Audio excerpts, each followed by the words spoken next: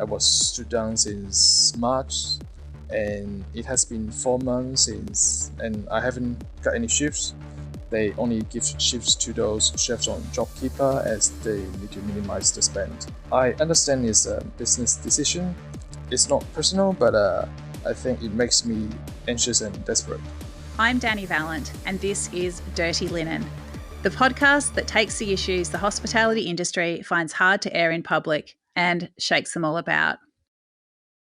On Dirty Linen, we're continuing to talk about temporary visa holders in hospitality. We're talking about them, we're talking to them, and today I'm really glad to be chatting to Michael Ng. I've met Michael because he comes along to the Atticus Soup project every Thursday, and he's often the first one there, so we get the chance to have a little bit of a chat about how the week's been. It's been really a privilege to get to know him and to hear a bit about his story. Michael's from Hong Kong. He's brought over here as a skilled visa holder, as a chef. I'm really thrilled to have him talk to us today on Dirty Linen. So, Michael, we've just ended stage 4 in Melbourne. How are you feeling? Yeah, I'm feeling good, and thanks for having me here this morning, Dani. And I'm very happy to be invited here to share my story. And I've seen you doing a lot to help the visa holders, and I really appreciate your effort. And the soup projects, the updates and clarifications on the latest policies about the hospitality, everything. Yeah, look, anything I can do, it's my pleasure to try to help. But of course, I can't fix this situation. It's pretty big. So tell me a bit about yourself, what you were doing in Hong Kong, your family background, and why you decided to come to Australia. And for me, I'm a chef coming from Hong Kong. And actually, before I started working as a chef, I was a piano teacher. And then I spent Really? Yeah, I'm a piano teacher before. Like, I've been teaching for 5 years before working as a chef. Yeah. So did you start learning piano when you were a little kid and you just got really, really, really good at it? No, I start learning maybe at primary school, year 4, and then I learned for 3 years, and then I get my diploma, and then I start playing piano in the orchestra, and then I start teaching the kids. Yeah, I've been teaching since maybe 15, I think. Yeah. Wow. So how does a piano teacher decide to become a chef? I think when I hate dealing with the parents, because the parents always ask me why I'm not teaching new songs to their kids. And the fact is that their kids are not practicing the songs that I've given them and instructed them. So they are not practicing. So I hate dealing this kind of conversation every week. So, and then I think about let's say I ask my friends around what they're learning in the universities, and I think some of them regrets, and they don't think what they've learned in the university help them to live better after graduations. And then I've made a decision not to study in the university, and then I think what kind of path I have. Do I keep doing as a piano teacher, or I should work as a chef or insurance agent? And then people around me say I cook well, and I actually got a championship in the cooking contest before in the secondary school. Really? Yeah.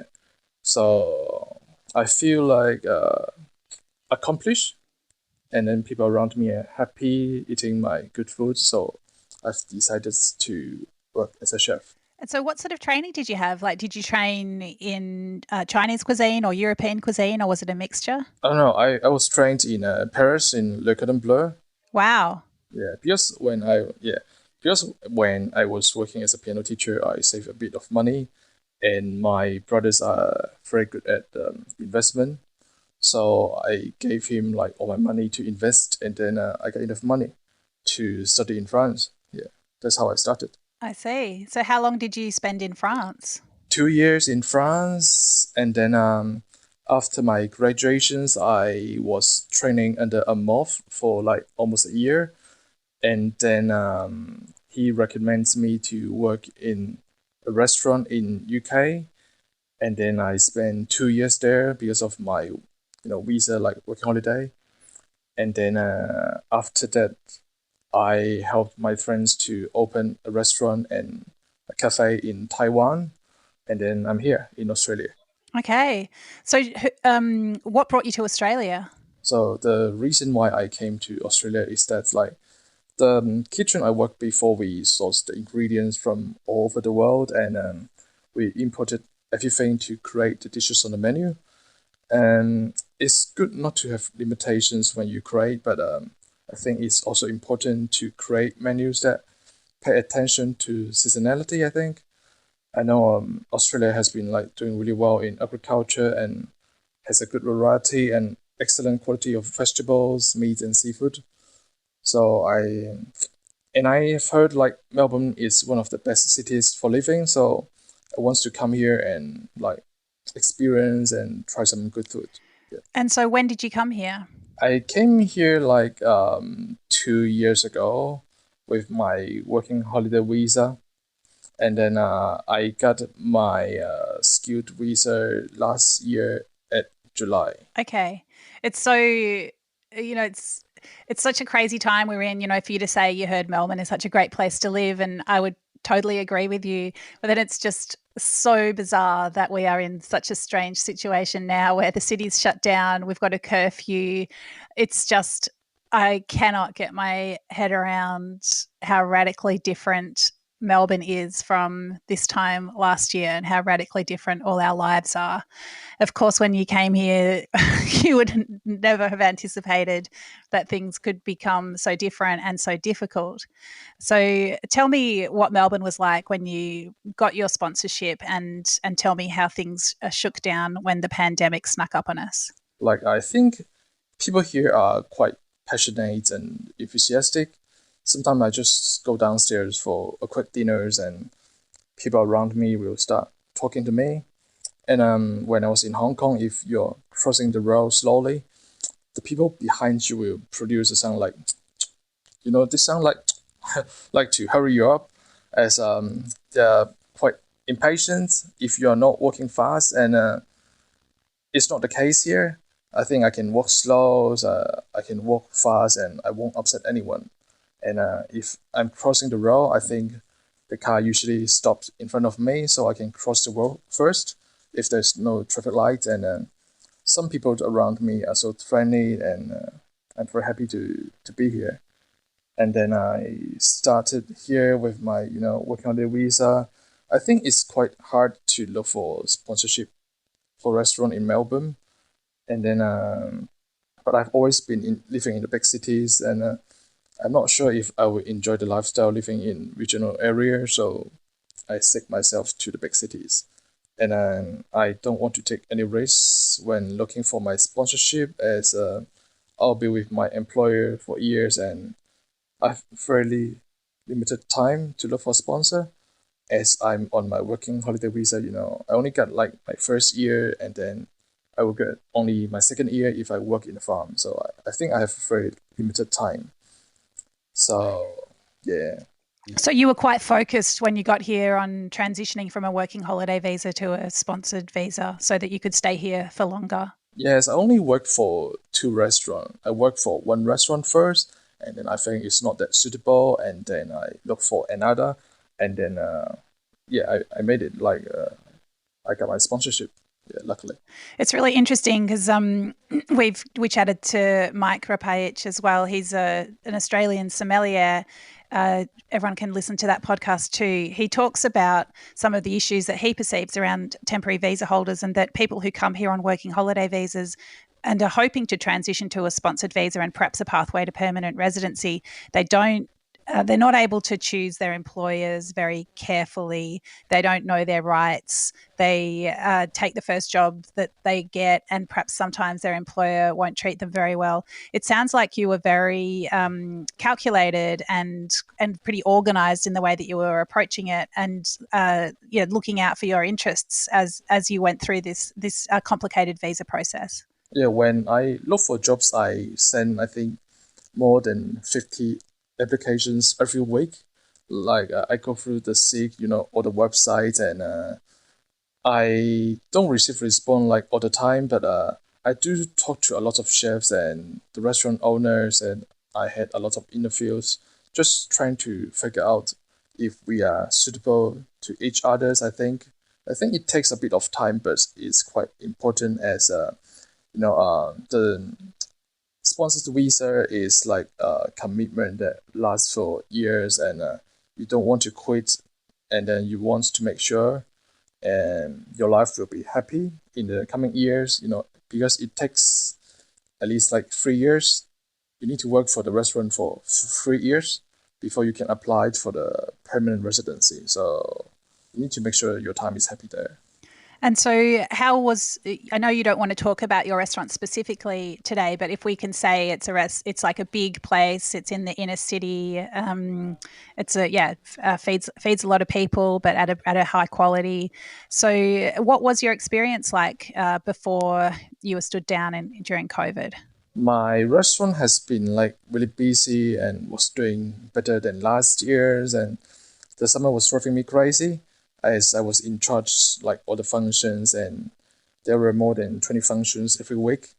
And then COVID came, and yeah, and then COVID came, and I was stood down since March, and it has been 4 months since, and I haven't got any shifts.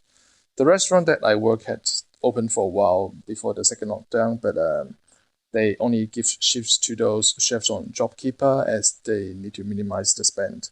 And I understand it's a business decision. It's not personal, but I think it makes me anxious and desperate. And then I got food parcels from my restaurant a couple of times, and also enough donations from the fundraising that they have organized. It's not enough to support all the way through, but at least it makes me feel that I'm engaged, and it feels like someone is there to be with you. And actually, I'm quite happy at the beginning of the lockdown, as I've always like worked really hard before, and I never use my annual leave. And if you are getting a new job, most employers want you to start as soon as possible. And I just never have the chance to use my annual leaves, so they're always like traded as money. And my coworkers told me like that maybe like my restaurant will be shut for 3 months, and I really couldn't believe that. I feel like, oh, okay, it's time to relax. I got 3 months, and then actually I'm locked in Melbourne. I couldn't do anything. I couldn't work. It's something like really different at the end. So, as you say, you're a hard worker. How did you fill your days? Was it mentally tough for you to not have the structure of work? I think it's like mentally and financially, because you couldn't work, and you couldn't work for anyone else because you don't. Maybe first thing, like you're not sure if your restaurant is surviving because they don't update you all the time, and then you need to think if you want to stick to them, because there may be someone else that may be able to sponsor you, and but you cannot work for them until the nomination is approved. So they need to decide if they want to hire you after a trial, or an interview. So I think it makes us a bit hard, like during the time. It's so hard. I mean, Michael, I introduced you to somebody who was keen to try to sponsor you. You thought hard about that, and in the end, you decided to stick with your current employer, even though they couldn't give you any work. It's the structure of the sponsored visa is so tough, and I think for you to be facing these really difficult decisions, weighing things up in a period of such stress, must have been incredibly difficult and draining for you. I think before making that decision, I have talked to my general manager like a couple of times. I give them calls, and it looks like they are confident in getting me back after the pandemic. But no one can give any guarantees at the moment. So I have decided to trust them, you know. With my skilled visa, I can apply for permanent residency after working 3 years for them. So and then I will only be secured after I get my permanent residency. And if I change my employer this time, it means I need to recalculate like or recount the 3 years. So you need to weigh out the balance. Like you trust your employers or you need to start in another restaurant for 3 years or maybe longer. And so you need to really like think a lot and there will never be like the best actions or movement during the time. So I'm actually still struggling at the moment because you know with the stage 4 lockdowns and then I'm about maybe to call my manager again after the check. Yeah, it's so tough though, isn't it? Because as we all Yeah. know, this is a situation that keeps changing. Nobody knows what's going to happen. For you to be relying on someone who understandably can't give you any guaranteed timeline or outcome is very stressful. Like people always ask me like why I'm not getting any part-time job or find something casual to work on. It's just with my skilled visa, I'm engaged with my employer and I'm not allowed to work for anyone else. And I've also think of like opening like home bakery or like takeaway for the people around or for my building. And then I find out that I need to apply for a license before doing that kind of thing. And so I don't have any measures or ways to financially support myself during the time. Yeah, it's really tough. Yeah, as a temporary visa holder, you can't really start a business. You're not allowed to start a business. You're very much bonded to your employer. Mm. So when we heard about, I mean, I know that last week when the case numbers were rising, you were already feeling pretty nervous about moving around the city, and now we Mm. know that we're in a stage 4 lockdown. Tell me about this new stage and how that affects you. I think the Victoria is tackling with the COVID-19 a bit passively. Um, we wear masks a bit late and we locked down a bit late. And if we put tighter measures right at the beginning, I think the pandemic could be like relieved earlier. And you know, things will never be the ideals, but and there's a lot more to consider, and it's just my opinion. And you know, the measures, I think the stage 4 lockdowns will put us, the visa holders, in a bit more like difficult situations. And you know, I'm not allowed to work for anyone else apart from my employers. And with the lockdowns and the extension on JobKeeper, I think most of us won't be getting any shifts. So we depend on our savings. And further restrictions and lockdowns mean we'll be out of work for much longer time. You know, there are stage 4 restrictions now, and there'll be stage 3, and there'll be stage 2. And I'm not sure like how long I'll be in this chaos, and not all the restaurants are in a good position to operate with only 10, like when 10 people are allowed it in the venue. And I've been stood down since March. So at the end of the restriction, I'll be out of work for at least 6 months. I just can't imagine like how much stress and anxiety the measures will be like putting on those skilled visa holders because like we are very insecure. And if we lose the employers, basically like it means go home, like what Scott Morrison said. And then I think no one is ready not to be working for longer than 6 months, financially and mentally, I think. And if the government is not doing anything to keep the talents, when the pandemic is over, I think all the skilled migrants are gone and like no one will be there for the recovery of the economy.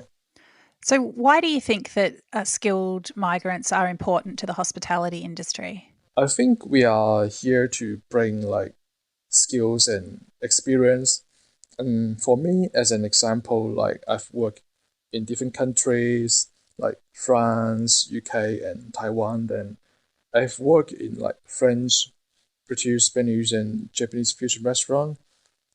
I learned a lot of cooking techniques there and like how the chef utilize ingredients in those countries. And I'm from Hong Kong and with my grandparents from Indonesia. So I grew up in an environment with like lots of spices and that local may not be familiar with. So I think everything with like in my life, especially like about the food, must be something like readable. And I think I'm making a contributions to the hospitality. And I think the government has done a lot to make sure like we are qualified and skilled, and the skills assessment or the reference check and like paycheck. And when I was applying for the visa, I have given them like all my payrolls and reference letters. It's my first job. They are cross checking the bank statements with my contract to see if I actually works there. They're like cross checking the pay and the bank statements. And I've worked in a lot of countries, so there's a lot of police check happening, and all my documents need to be translated. So I and then I pay a lot for the agents here with the application fee for the visa for the agents, and then we pay tax just like everyone else here. So I think we should be taken care when like things happen. It's amazing to hear you talk about all the due diligence that the Australian government did to make sure that you were a person that we needed. We needed your skills, we needed your experience, we needed you here to improve the skills base and the output of our hospitality industry. But then when things get tough, that it's like, well, yeah, we don't need you that much, and just let you find your own path. It seems quite contradictory to me and very unfair. I think like temporary visa holders are like really essential to hospitality because before the COVID-19, I think all the restaurant they have all sorts of temporary visa holders like from back of house to front of house. Maybe they're sponsors or they may be students. Like I'm not sure if the local are interested in working in the hospitality. The long working hours and the tension in the restaurant like is really intense, especially in the kitchen. And the salary I think is enough to feed myself or the family, but is working in hospitality financially rewarding? I think is questionable. I think that's why a lot of people are not interested in working in hospitality, and I think it's the reason why we need the temporary visa holders. But that's, I mean, shouldn't temporary visa holders be paid more then? It's shouldn't just be that, well, Australians won't work for that amount of money, so you will, so that's how it needs to be. Wouldn't it be better if everybody was paid better? Well, it's of course it's better if everyone is paid better, but it's about like supply and demand. If there's not enough local here, but there are a lot of like temporary holders like looking for jobs in hospitality. So and then a lot of people think working in hospitality is not a professional job. I think it's like a misunderstanding. So to work in hospitality, it requires a lot of training and a lot of like details, like paying attention to details. I think people underestimate the qualifications and experience that needs to work in hospitality. So I think it should be paid better. I think if Australia wants to continue to pride itself on its restaurant industry, and Melbourne in particular to pride itself on being a hospitality capital, then we do need to appreciate the skills and the personal qualities, the hard work that it takes to get meals of a high quality on the table. Michael, would you say it's easier to work in hospitality than to deal with the parents of your piano students? No, I would say because I'm a chef, and then I think working in the kitchen is better than dealing with those parents like who is like talking to me every week. And working in the kitchen, I need to communicate with the team, and I've been in charge of the kitchen for some time. I think I'm better giving demands, or not demands, like commands, than communicating to those parents. Like, I think sometimes they're a bit nonsense, repeating the same question every week when they show me the facts that the kids are not practicing. Cooking food seems more straightforward to me. I just need to, like, for example, I'm cooking a steak. I just need to sear them, giving them nice color. I cook them until like a certain, let's say, central temperature, and then I get a good steak already. And then it's something very straightforward. And then when I talk to parents, like, I don't know like what they're thinking. Your kids are not practicing, and you're asking me to teach them like new songs. It's For me it's nonsense, and it's still repeating. And they are like your boss because they are paying you to teach the kids. So there's no communication between. It's just they keep asking you to, like, yeah, they're very demanding, I would say. Right. So, Michael, you're from Hong Kong, your family's there, and so much has happened in Hong Kong while you've been in Australia. The whole notion of going back to Hong Kong is quite fraught.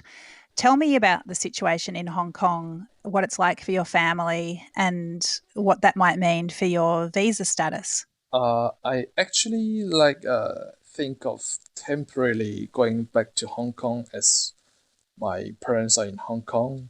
Like, they're old, and I want to spend more time with them as well. Like, I can find a job easily in Hong Kong, as I'm from Hong Kong, and I have friends there opening new restaurants, and I can always be helpful. And if I'm back, I can feed my parents, and I can send money to my partners here for rent and grocery without any problems. But the thing is that, like, being a temporary visa holder here, I'm not allowed to enter Australia once I have left at the moment. Our borders are closed, and then I won't be able to get back to my job in Australia on time once the restrictions are lifted, and then I will lose my job and my visa here. So leaving Australia now means like going home forever. I never think of like leaving Australia or like going back to Hong Kong forever, because I spend a lot of time outside Hong Kong and I'm loving it. I love the space here, and I really could not tolerate the humidity and population density in Hong Kong. Uh, Back in Hong Kong, I live in a 30-year-old, like 30 meters square apartment with 6 people, 3 bunk beds in 3 bedrooms, and also a piano in the living room. So you can imagine like how much space I get there. So I don't really want to go back. And also the economy there seems to stop growing now, and I'm not sure if I can still enjoy the freedom of speech there in the future. So, and I'm very happy like working for my restaurant and my life here now. And going home is like more than 2 weeks for a lot of people. My partner Joyce is from Taiwan, and if I lose my visa and go home, it means like we get married now, or like bye bye. And then as long as the restaurant is getting me back, I don't see any reasons to leave Australia. And I have thoughts about like going to UK as a BNO visa holders, as there's a new immigration route for us. But like staying in Australia is my priority. A lot of things are happening in Hong Kong now, like the introduction of the national security law, the COVID-19, and then I just mentioned to you about the immigration routes for Hong Kong passport holders, and they're also banning those pro-democracy members from legislative elections. And there's a lot more happening in Hong Kong at the moment. So I'm not ready to go back like forever to Hong Kong. There has been talk in Australia of a special visa, a safe haven visa for Hong Kong residents that is a pathway to permanent residency here. There haven't really been any details released about how that might work, who it might apply to, how easy it would be to get. But do you feel like that might be another avenue for you to stay in Australia? Um, that might that might be a way to stay in Australia. They what like the government has said is like the people from Hong Kong, we are eligible for a pathway to the permanent residency at the end of that 5 year. But there's no details about the pathway yet. But with my skilled visa, I'm actually eligible to apply for the permanent residency after working 3 years for my restaurant. And then extending my visa for 5 years may mean delaying my pathway to permanent residency because the restaurant thing you still got 5 years left. So before I can apply after 2 years, now I need to wait for another 5 years. And then if I was terminated during the pandemic and then I couldn't find any sponsor, I would not be able to stay here even with the extension like with on my visa. I'm with my employer, and then so if I lose my employers, I lose my visa. I'm not saying like it's not good, but I just don't understand. And then still, I'm happy like the government is trying to do something to help the citizens from Hong Kong, to stay in Australia for longer. Yeah, there's so much uncertainty. I just really feel for you at every level. Your your home country is in a really tricky place.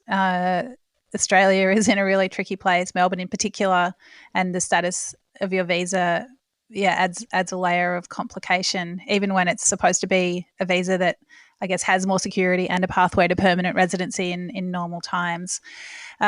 Michael, what if I was when we're allowed to visit each other again and you invited me over for dinner, what would you make for me? I think it would be like steamed fish in soy sauce. I don't really see swimming fish here in Australia. If you're home, like you're invited and you're in my home for dinner, and that's the only dish that like the best dish I want to show you, I think it will be the steamed fish in the soy sauce. And then the first thing I'll do, I think it'll be like after the lockdown, I will go to like a pier or and then I'll start fishing because during the lockdown like before the lockdown I go fishing all the time, and then I'll get you something fresh. Yeah, I'll keep them alive, and I'll only steam it for you when they are still alive. Like steaming fish is all about like the freshness, and then you want to use like really simple ingredients like spring onion, ginger, soy sauce, a really really fresh swimming fish, and then yeah, that's it for you. Yeah. Wow. Well, thank you for planning to honour me with such a beautiful, fresh seafood dish. I really hope that time is not too far away. Michael, thank you so much for chatting to me on Dirty Linen today. I wish you all the very best of luck, fortune, strength, fortitude, um, and good people around you getting through this difficult time. But thank you so much for sharing your story. I think we are all in the pandemic together, and the virus did not check us like the visa before it attacks us. The skilled visa holders are not eligible for the government supports and Medicare, so we are actually a very vulnerable part in the community during the pandemic. And then I'm not sure if the private health insurance will cover all the expenses if I'm in the hospital because of the coronavirus. So I think the visa holders, they all depend on the saving and they must be broke after living here with their work for months. I think it would be great if the people around can show more compassion and supports to the visa holders, and then hopefully we'll still be together after the pandemic. I hope so too. This is Dirty Linen, and I'm Dani Valent. We air the issues that the hospitality industry finds hard to talk about. We spend a week thrashing around each issue, hearing from different people with unique perspectives. We want to hear from you as well. If you have something that needs to be said about a topic, get in touch so we can include your perspective. Contact us at dirtylinen@deepintheweeds.com.au or hit us up on Insta at Dirty Linen Podcast. We can't wait to hear from you. This is a Deep in the Weeds production.